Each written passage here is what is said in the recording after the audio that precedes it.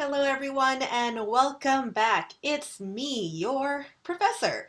Today we are beginning week 7, which is the halfway point in our semester. And wow, what a stressful semester it has been. A lot of changes were made, and now you're working 24 hours a day with your online classes and all of your homework and all of your assignments.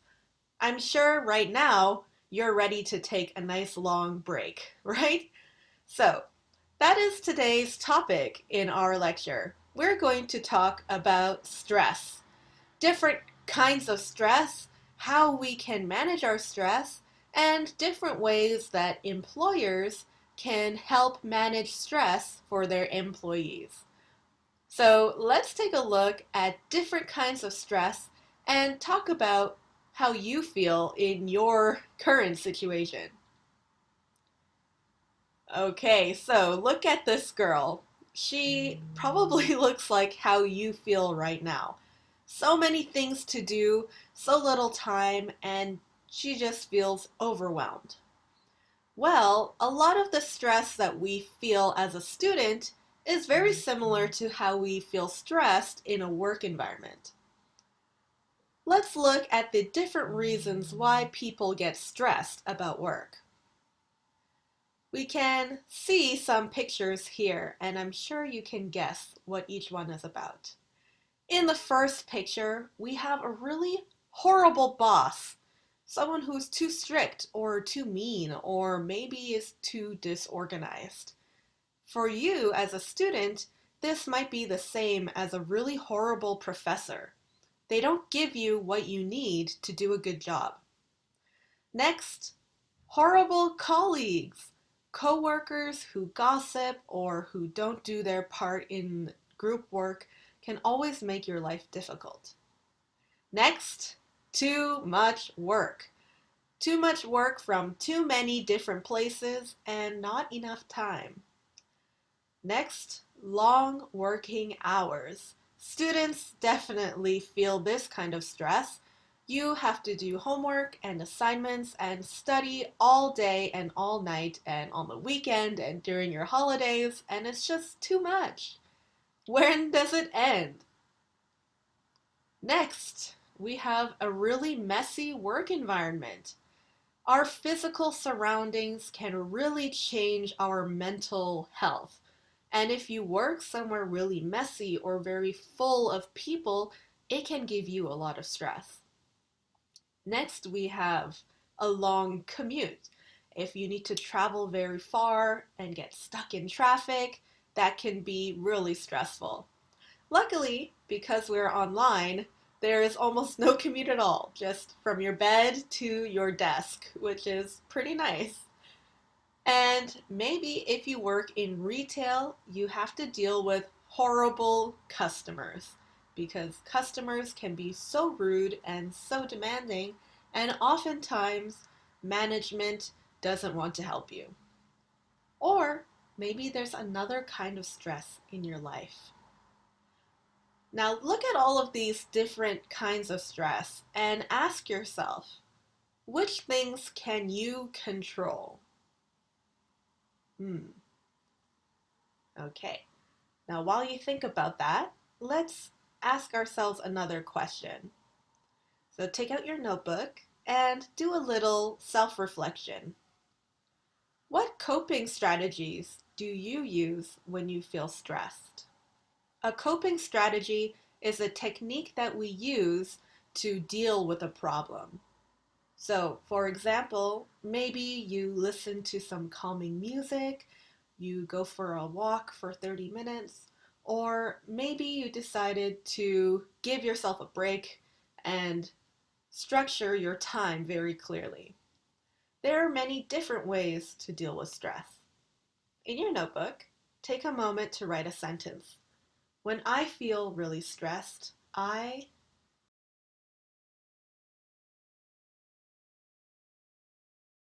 For me, personally, when I'm very stressed, I put on a timer and I give myself a 10-minute break.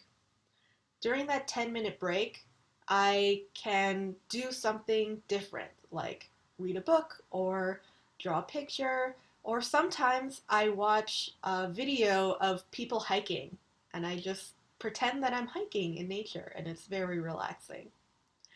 So go ahead, think about your strategy, and when you come back, we'll move on to today's vocabulary.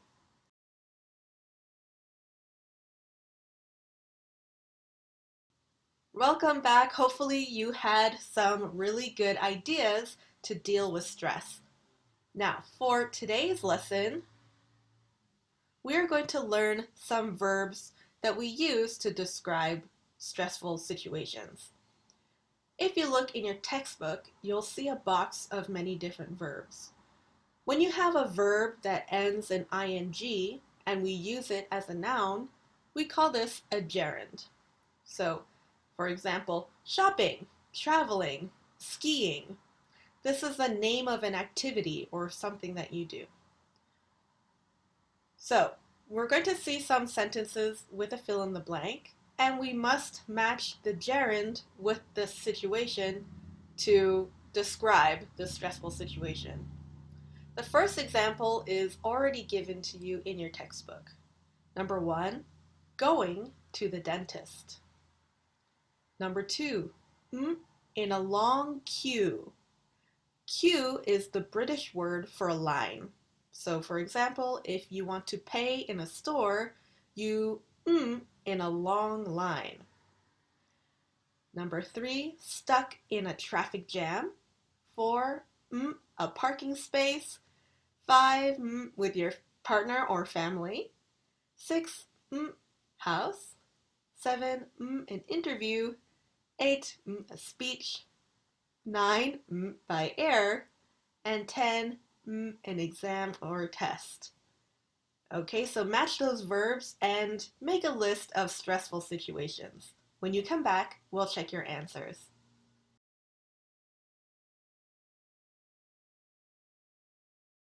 Let's check your answers. Number 2 is waiting in a long queue.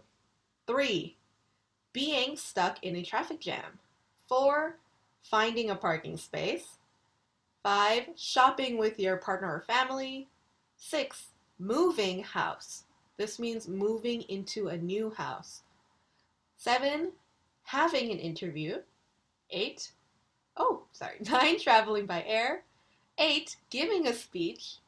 And 10, taking an exam or test. Okay, I'm sure you can agree that these are all very stressful in different ways. Now, we need to make a sentence. So look at these situations and think about you personally. Which one do you think makes you the most stressed? So let's practice this sentence out loud. Don't use your notebook. Look at the situations and complete the sentence. Okay, let's practice saying this sentence. Okay, very good. Now, if we want to make this sentence a little more natural, instead of saying, it makes me feel stressed, this is very long, we can shorten it and say, stresses me out. Going to the dentist stresses me out. Giving a speech stresses me out. Okay, so let's practice saying this sentence in red. Ready? Okay, very good. So, remember when you want to sound natural, it stresses me out. You can even say a person stresses you out. My boss stresses me out. Okay, good. Now, look at all these things. Are these things stressful or relaxing? I think they're very relaxing, especially having a massage. I really miss having a massage now that we have COVID-19, big pandemic, we must social distance. I really, really miss having a massage. Okay, so take a look at these relaxation techniques. What do you do to relax? We're going to practice saying a sentence. helps me relax. And if you look at these verbs, you'll notice that they are gerunds, right? Verbs that end with ing. So, for example, having a bath helps me relax. Watching TV helps me relax. Now you practice making a sentence. Good. Let's make another one. Okay, great. So hopefully you do some things like this to help you unwind after a very busy day. Now, which stress management techniques are the healthiest? Healthy for your mind and healthy for your body. I mean, there are definitely some that are less healthy. For example, eating. When you eat emotionally and you eat, I'm going to eat 3 cakes and 2 burgers because I'm stressed. That's not healthy, right? And watching too much TV is a little unhealthy. But it's always relaxing to do in small amounts. Okay, let's look at our next part of our unit today. We're going to rank situations from number 1, the most stressful, to number 10, the least stressful. And the purpose of this exercise is for you to practice analyzing stressful situations and thinking about what is stressful to you personally, because every person is different. For example, someone who is really shy will be very stressed about giving a presentation. But someone who's very extroverted and confident won't be stressed by the same things. So we're going to practice our self-awareness about stress and what we think is stressful. Okay, so take a look at these situations. Number 1, making a presentation for senior executives. Number 2, leading a formal meeting. Number 3, telephoning in English. I have a similar stressful trigger when I try to call food delivery in Korean. I always get very stressed. Even though I know what I'm saying, sometimes they don't understand my accent. So, telephoning in English, writing a report with a tight deadline, negotiating a valuable contract, meeting important visitors from abroad for the first time, asking your boss for a pay rise, ooh, scary, dealing with a customer with a major complaint, covering for a colleague who is away, or taking part in a conference call. So take some time to reflect and order them from most stressful to least stressful.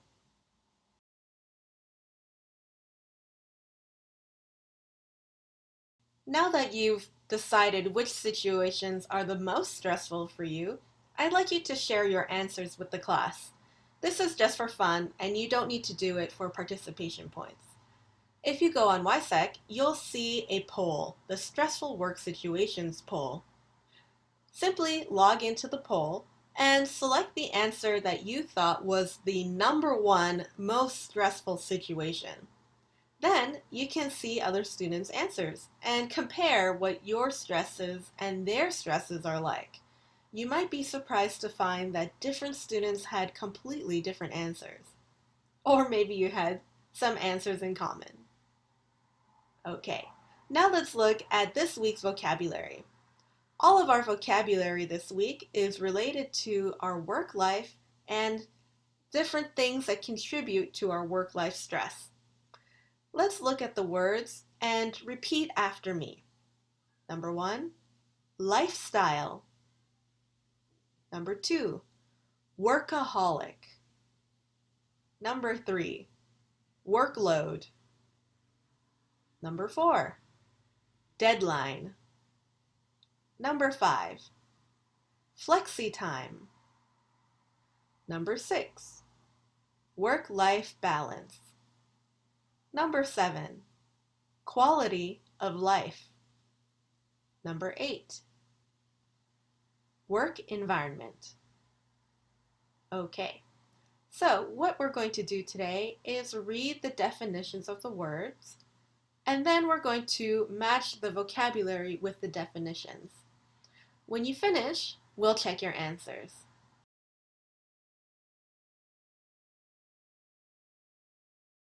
Let's check your answers. Number one, your lifestyle is the way that people choose to organize their lives. Some people have a very busy lifestyle. Some people have a very relaxed lifestyle or a very sporty lifestyle. Number two, a workaholic is someone who cannot stop working. They are obsessed. They are addicted to their work. Number three, workload, the amount of work you need to do. Number four, deadline, the time or date by which you have to finish something. Five, flexi time, a system where employees choose the time they start work each day. I have worked in an office with flexi time. So for example, some people work from 9 to 5, some people come in earlier and they work from 7 to 3. They come in earlier and they leave earlier. This is flexi time. Number 6, work-life balance, the ability to give a good amount of time to work and to other interests. So, not the workaholic. Workaholic is only work. Work-life balance has a little bit of everything. 7, quality of life, how satisfied you are with the way you live and work. And 8, your work environment, the people, things, and atmosphere around you where you work. Let's look at our next exercise. Now that we know all of the vocabulary words and what they mean, we must complete the sentences. So go ahead, look at your textbook, and if you don't have your textbook, you can look at the PowerPoint. When you come back, we'll check your answers.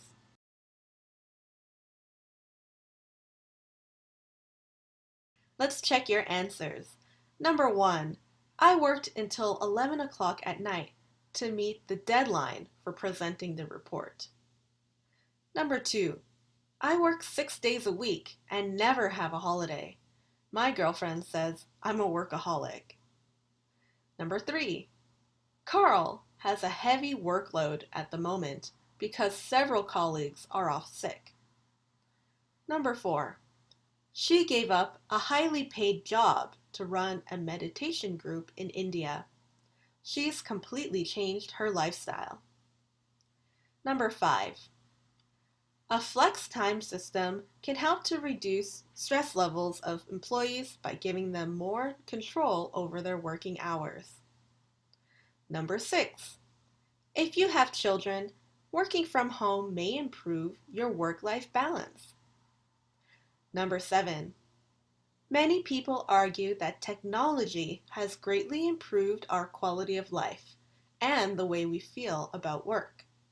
Others disagree, arguing it actually increases stress. Number 8, a clean, quiet, comfortable, and friendly working environment can actively reduce levels of stress. Okay. Have any of you had any work experience in an office or in a restaurant or any sort of part-time job? Do you feel like these sentences are true based on your experience? Now let's finish these sentences together. I want to change my lifestyle by, and then think of a solution for changing your lifestyle. Let's say, for example, in your lifestyle, you spend a lot of hours working and it makes you very stressed. A good way to change your lifestyle is to set a very strict schedule in your day. Maybe I will study only from 5 p.m. until 8 p.m. After 8 p.m., I put away my books, I eat dinner, and then I have time for myself. This is a way we can change our lifestyle. Number 2, my perfect work environment is. So, if you're not sure about work, maybe you haven't had work experience, think about the place you prefer to work for school. Where do you like to study? In a coffee shop where there are lots of people and there's some noise? Or do you need somewhere really quiet, like a study cafe or a library? Number three, I'm going to change my quality of life by, and give another solution. And finally, my workload is stressing me out. I need to, and tell us what you need to do. So go ahead, take your notebook, and use this time to practice using our vocabulary while thinking about your current lifestyle. How stressed are you now, and what can you do to change that?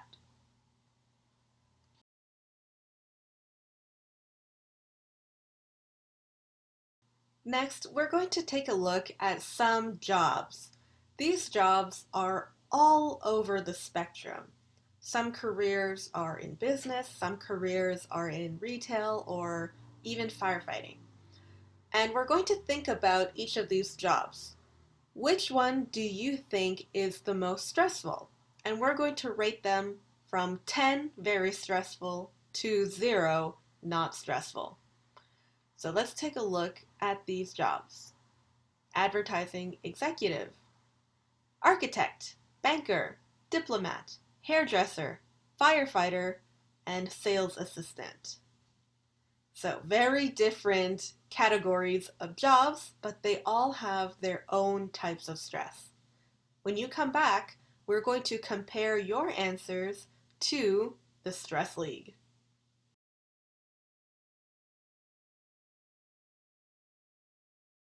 Okay, let's check your answers.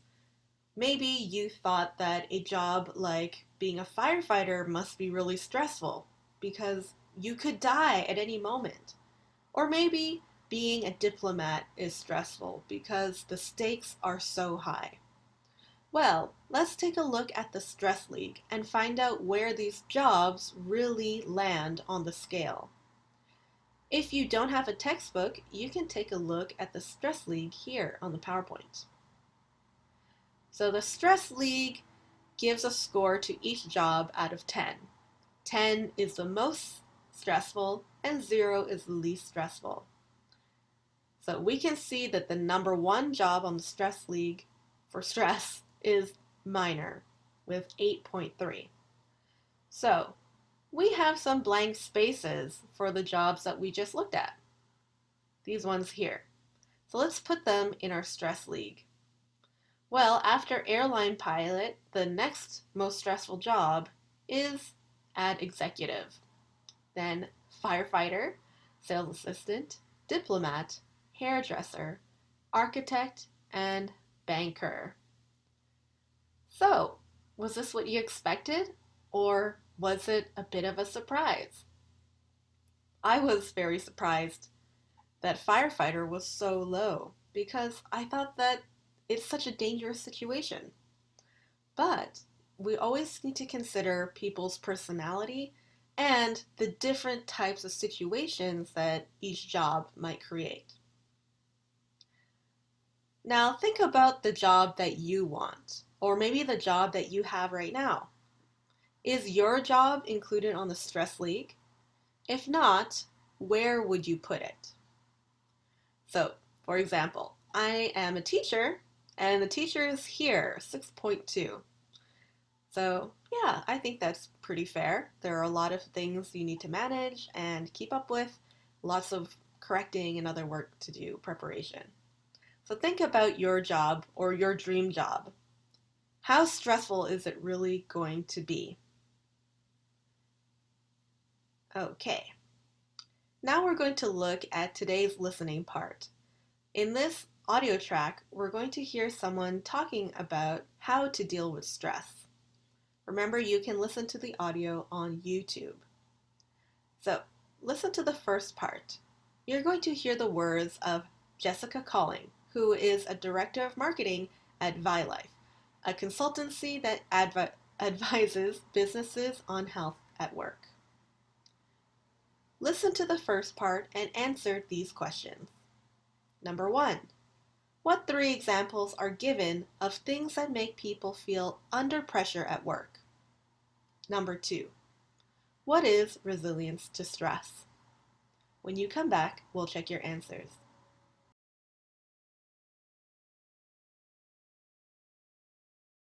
Let's check your answers. Number 1, what 3 examples are given of things that make people feel pressure at work? A. Too much to do. B. Not feeling in control. And C. Bad relationships with colleagues. Of course, if we feel overwhelmed, unprepared, and unhelped, then we are going to feel very stressed. Number 2, what is resilience to stress? Resilience means someone's ability to overcome something. In this situation, it means being able to respond to stress healthfully so that the next time you encounter that stressful situation, you feel calmer than you did before. Now let's look at listening part 2. There's just one question for this listening part. What can happen if you have to manage stress for a long time without a break? When you come back, we'll check your answer.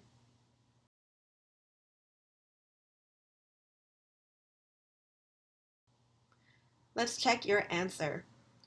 So, Jessica describes a situation where someone can manage their stress really well, but they have to manage it for a really long time, and the pressure never ends. Even if they have good coping mechanisms, if there isn't a break, then they will become too stressed. They will become very stressed. So, for every employee, there is a maximum level of stress that they can manage before it all goes out of control. Now let's listen to the third part, or we're going to listen to the second part again and complete this extract. When you come back, we'll check your answers.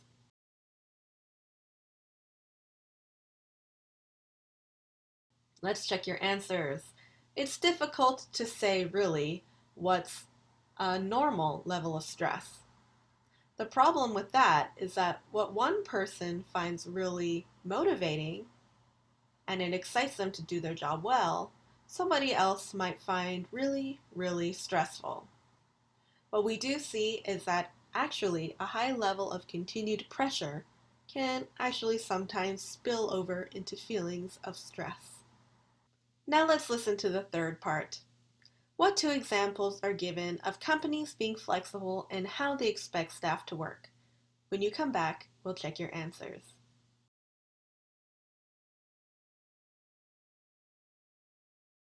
The first example is to come in early and leave early. This is like the job that I mentioned earlier in this lecture. It shows that you understand the employees and you're willing to accommodate their life. Number 2, they don't have to stay late because their boss is working. This is a work culture that is very important, especially in Korea and other East Asian countries like in Japan. If the boss is in the office, you can't leave. But if we're flexible about this, it can reduce a lot of stress to employees. Now let's listen to the final part. What 2 reasons are given for why women report higher levels of stress than men? When you come back, we'll check your answers.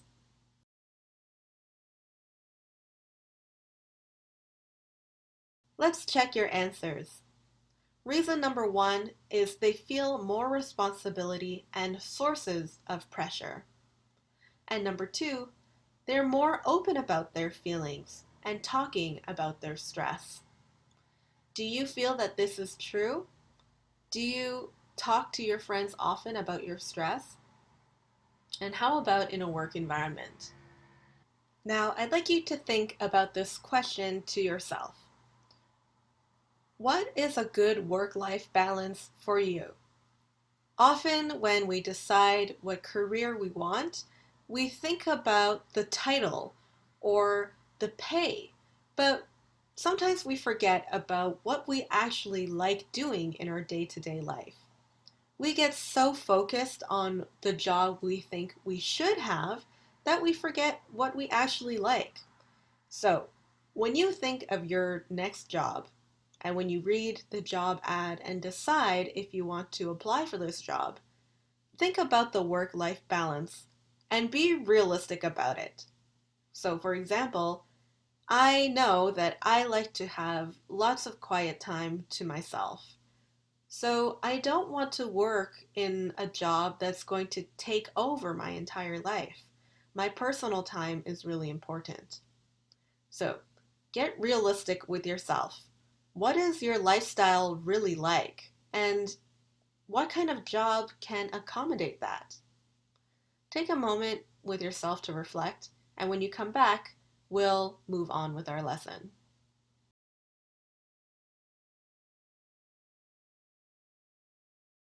Let's move on to the reading part of today's lecture. In your textbook, you'll see an article.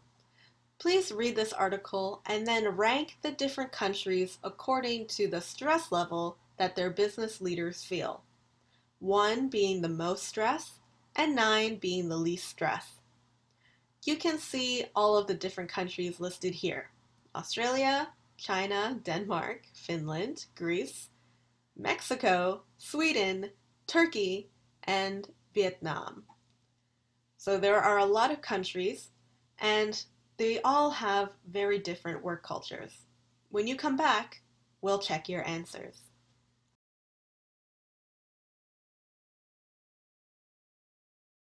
So let's check our list of countries.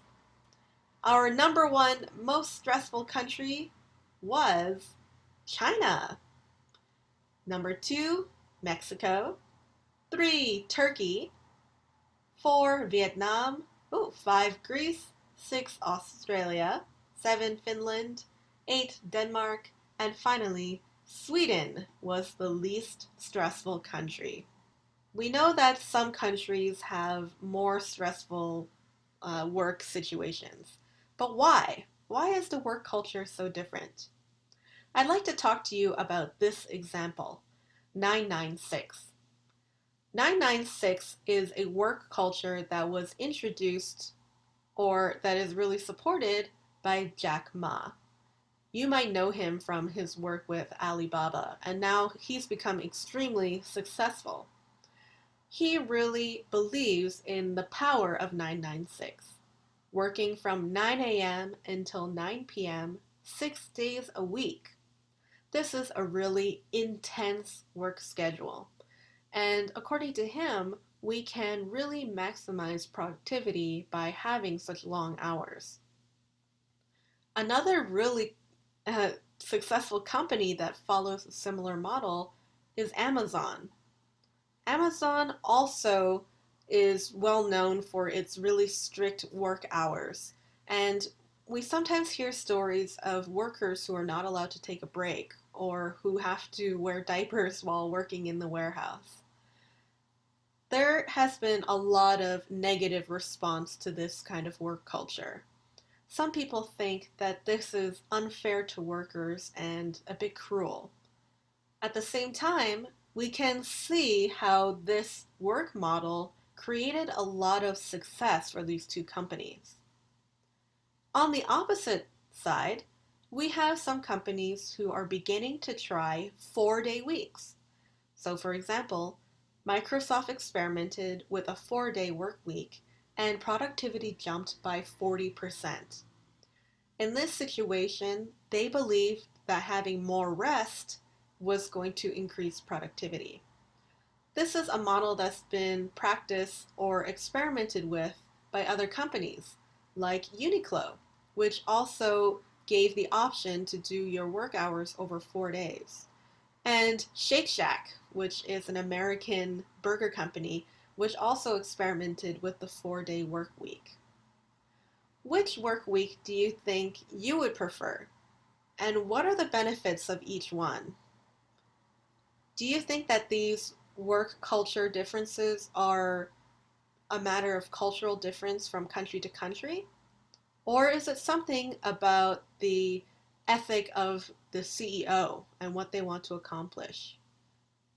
Maybe one work culture is more effective in one business sector than another. Let's move on to the next part of our reading section. We're going to answer these questions.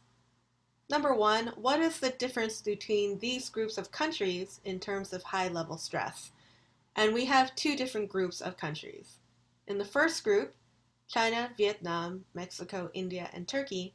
And in the second group, Ireland, Spain, and Greece. Number two, according to Alex McBeath, how do business leaders experience stress differently in China and Ireland?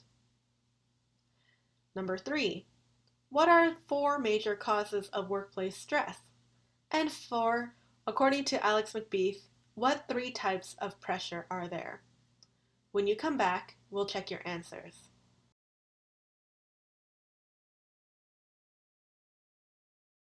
Let's check your answers. What is the difference between these groups of countries in terms of high-level stress? The A group countries have high-level stress as well as high growth expectations, whereas the B group have high-level stress but low growth expectations.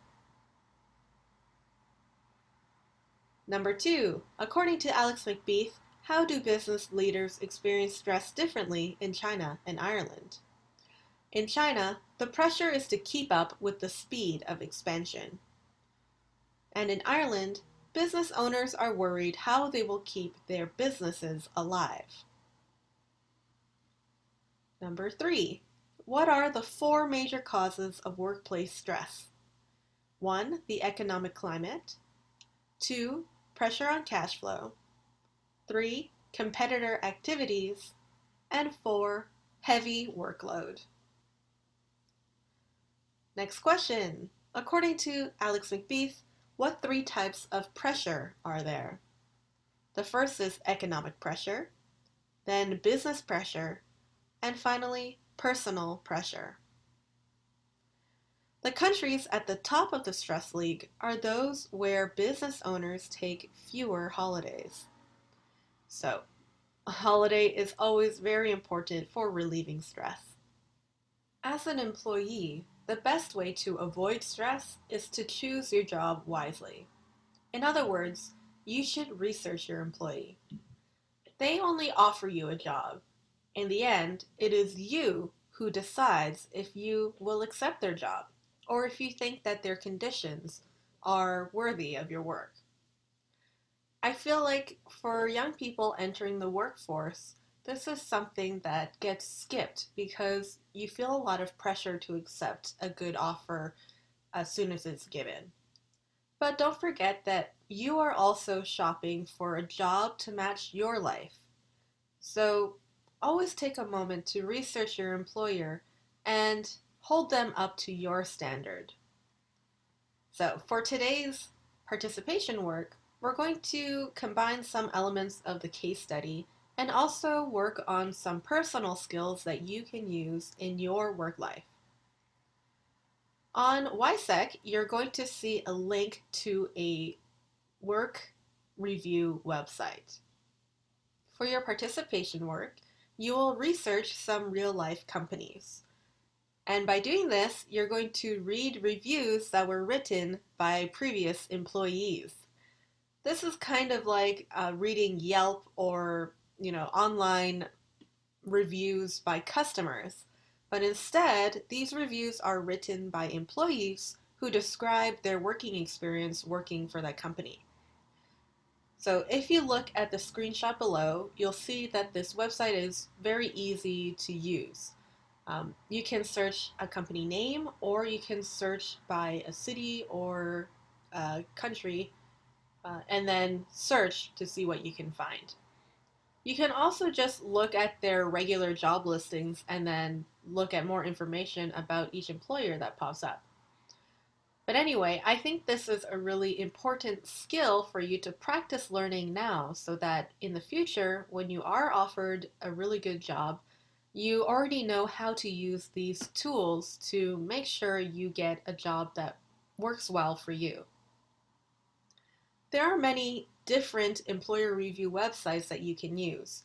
Glassdoor is probably the most famous one, but you do need a username. You need to register a username to use it. You can also check out Great Place to Work, which has a Korean website for Korean employers, so that's really useful. Today we're going to use Indeed, which is a job search and company review website. And then there are two more options, Comparably and Career Bliss. And these websites use very easy to digest infographics with beautiful visual imagery to show information. But today we're going to look at Indeed because I think it's a very straightforward format to read. So what do we need to do for participation work? First, go to YSCEC. You will see this one-page document. For participation work, you're going to compare and contrast two companies. Go to Indeed, look at the website, and pick two companies. You can type out the information or you can screenshot and just put the pictures there if you want. But I want you to try to pick one with a high score and one with a low score so we can compare a good company and a bad company. What did the employees really like and what were the problems that they faced while working there? After you read a few reviews for each company, you're going to summarize your research in these boxes here. Please don't copy and paste the reviews. I don't want you to just copy what the employee wrote. I want you to read many different reviews and then come to your own conclusions. Use your own words to describe what you think were the stressful parts of that job and the parts that were well managed at that company. Then you're going to post this document to YSCEC before the next class. Okay, so this is a nice practice for you to learn some skills before you go job hunting in real life.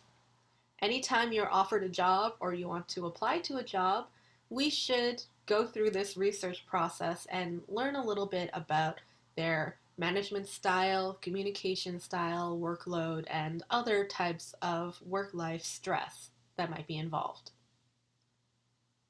Okay, so with our participation work explained, it's now time for our office culture moment. Do you remember this character that we talked about last week? Dilbert! And Dilbert has a joke for you today.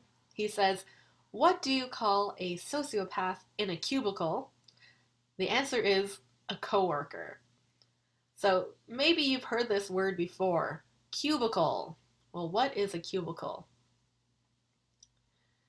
Well, first of all, let's return to the very first question of this lecture. We showed some examples of different kinds of work stress, and then I asked you, which things can you control? Hopefully by now you've had some time to think about it. And if you look at this list, I mean, you can't control your boss, you can't control your coworkers or other people, and sometimes you can try to manage your workload, but if you're given too much work from your manager or boss, then you can't control that either. And your long work hours, sometimes your boss makes you come in. Or depending on where you live, you can't control your commute and you can't control customers. But what you can control is your messy work environment. Your desk is your zone, and it can be anything that you want it to be. And you can really improve your mental health and level of stress by keeping a clean and functional work environment. In other words, we're going to clean up your cubicle. So for today's office culture moment, we're going to learn about workspace organization. Now take a look at these three facts here. First, we have 5 hours and 41 minutes. That's the average amount of time people spend at their desk each day. That is a very long time to be sitting in one tiny space. And of course, our environment affects our mental state. Number two, 57% of coworkers admit that they judge their coworkers by the state of their workspaces. So when a coworker walks by and sees a messy desk, they notice.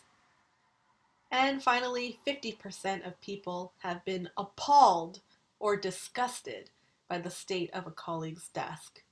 There's always one person who is totally filthy, and people notice that, and it creates an uncomfortable environment at work. So, let's look at an example of a cubicle. Okay, and a cubicle is a small workspace with those gray walls around, kind of like a study cafe, you'll see cubicles. So look at this cubicle. How does this workspace make you feel? And how will others judge this space? I bet when you look at this space, you feel very overwhelmed, very cramped, very disorganized, and just stressed. This is the image of stress. It looks like too much work, not enough time, everything is everywhere. How about this space? Here's another cubicle. It's the complete opposite. Well, it's clean, but maybe you feel like your soul is leaving your body. Maybe this makes you feel a little dead inside. And it's no wonder that in movies, we always see cubicles as a kind of prison for the modern day person. They live in a gray world that's so boring and the same, and it just sucks the life out of you. That's why we have so many instances in media, like in the TV show Seinfeld, the movie Fight Club, and in the movie The Matrix, where the cubicle or office life becomes a symbol of something that is missing in their soul, something that is dead inside. That's a really depressing way to think about your cubicle. So, if our physical environment, the gray colors, the dark lighting, and just everything being the same, that can really add a lot of stress to our mental health. So let's find a way to organize our space and not do that. We'll make it so much better. Recently, companies have begun to allow more personalization in the office. So in the 90s, this style of office was very popular, but now it's more popular to have big open spaces with lots of sunlight or maybe even an unconventional design. Office design has diversified thanks to the rise of startup companies that focus on staff wellness.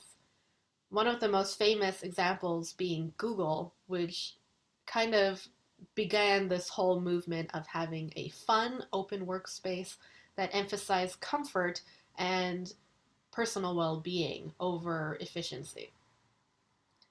So, even just looking at these photos, you can feel so much brighter, so much happier. Now let's look at our desk space. Here's an example of a very beautiful desk space. How does it make you feel when you look at this cubicle? You feel a little personal touch. It feels a little homey and very clean and functional. So, today our goal is to learn how to build a system. Okay, organization is always a system. And to make a system, you must make rules and follow them. If you follow these rules, you can transform your workspace into an environment that will really make you feel happy and productive. First, let's talk about flow zones. Think about a supermarket. Anytime you go to Home Plus or eMart, there is a reason why they organize all of the products the way that they do. They organize these retail spaces to maximize flow. We can do the same for our workspace. So take a look at this example of a supermarket. When we maximize flow, we always imagine where we're going to begin, how we move through the space, and then where we'll end.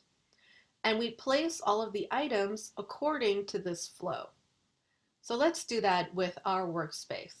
You don't need to have a job with a cubicle. You can do this with your desk right now in your dorm room or, at home where you do your studying. Let's take a look at this example desk. When we think about our workspace flow zones, first we need to think about our main area. This is the highest frequency zone. So this is a place where we do all of our work, where we look at things, and we're going to need things available easily to us in this area. Then imagine you are a right-handed worker. Your right hand is usually doing a lot of stuff. So we're going to move from the right side. On the right side, we should have quick grab items, things that you need to access quickly and easily. Then as we move forward into our front area, front and up, we have a visual space. You can use this to put visual reminders or maybe some motivation or decor. And then on this far left side, we have a storage area that's becoming less and less frequently accessed. So let's talk about our workspace rules. Remember, rules make a system, and a system makes for organization. Our first rule is discard. Then we organize, and then we personalize. And this will really make a beautiful workspace that works for you. Okay, so number one, discard. We're going to throw away all of the stuff that you don't need, even things that you think you might need. Really think about it. Do you really, really need it? Old post-it notes. If the task is finished, throw it away. Unless it's something really important or still relevant, you shouldn't keep it as soon as the task is finished. Old ripped up paper. Trash, of course, should be thrown away. Now, personally, I really hate having old supplies like this. I mean, it still works. You can use this eraser, but it creates a sort of mental space that is not very productive or clean. I always like to start fresh. So toss out those old, nasty erasers, all these mismatched pens, half of them don't work. So throw them away. Any bent paper clips, if it's not perfect, get rid of it. Your goal is to have the perfect space. Okay, and that same goes for old electronics, just throw it away. Now that everything is fresh and new and perfect, we're going to organize the space. This is when we create a system for organization. So first, we're going to separate each category. And we should be consistent. So always use the same system. It can be alphabetical or by number, and we should use the same materials consistently throughout. So for example, they should all be matching folders, and all of the labels should match the same direction. And when we create a category, we should be strict about what we put there. So here in this basket, the first basket is only this type of magazine. Then we get smaller. So in this basket, they organize by size. We wouldn't take this little blue book and mix it with the magazine. Each category is separated. Same with these pens, okay? They're organized by category and by type and even by color. Don't mix them, just put them in their space. And that's their home. They belong there. Next, each item has a function. It's either a high frequency item or something that goes in storage. When we have a high frequency item, we should only take out one each. We don't need 5 or 6 pens cluttering the desk. Just take out the minimal amount that you need each time. When that pen is finished, throw it away and take another one from storage.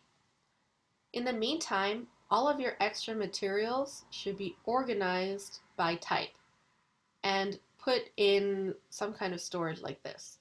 You don't have to buy one storage unit. You can use shoe boxes, you can use jars, you can use all kinds of different things, cans. You can make your own organization.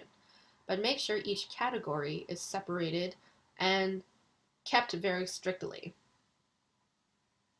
Next, we're going to think about our high frequency items and our storage items and apply them to our workflow zones.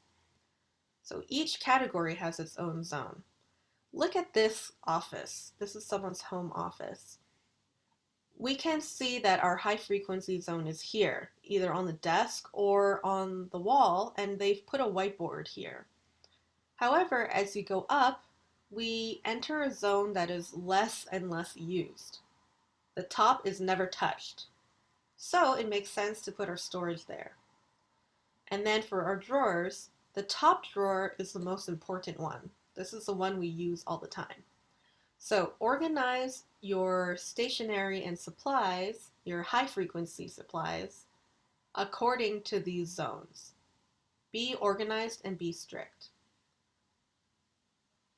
Then at the end of the day, always clear your desk. Leave one task out on your desk to start with tomorrow.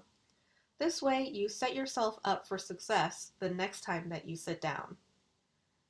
And in other words, we're going to repeat our first two steps over and over again. Discard, organize, at the end of every day. By repeating this process, we build a habit of cleanliness and organization.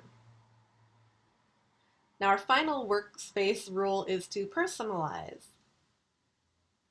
When we personalize our workspace, we should limit the desk space used for decor. So choose just one sentimental item, or maybe two. Look at this example. This person has a lot of stuff. I'm sure it makes them very happy, but is it a good work area? Or is it becoming too much of a home area? We need to make sure that it is functional. If you have too many decor items, you are 1, wasting space, 2, it's easy to knock over and make a mess, and 3, it gets in the way. So look at the screen. We have all of these things hanging there. It can be a little annoying. Instead, what we can do is personalize practical items. This way, we don't take up extra space, but we can still make it our own. So you can buy your own mouse, have a nice special mug for your desk, a mouse pad or a keyboard or planner. I use a mouse that I bought. This is my personal mouse, and I really like it because the colors are just so fun and energetic, and it gives me a little bit of happiness to my day. And my mouse pad here. So, something that speaks to your personality and gives you a little bit of energy that you want in your day. Then, this is an option, but science shows that plants are proven to relieve stress and improve mental well-being. And it is nice to have something growing on your desk and you can take care of it, and it kind of becomes your friend. And of course, personal photos make your workspace feel cozy. Just make sure to limit to 1 or 2, or maybe hang them on the wall so that they don't take up space on your desk. And that's it. A well-organized workspace really makes a huge difference on your mental health. So whenever you're feeling frustrated or overwhelmed with all of your schoolwork, give yourself a break, set a timer for 15 minutes, and start by just cleaning your desk. Throw away trash, organize everything, and then once you've finished organizing, you'll feel so much better. And maintaining these good habits will really improve your stress level over time. All right, that's it for this week's lesson. I really hope you enjoyed it. Have a great week, and I'll see you next time.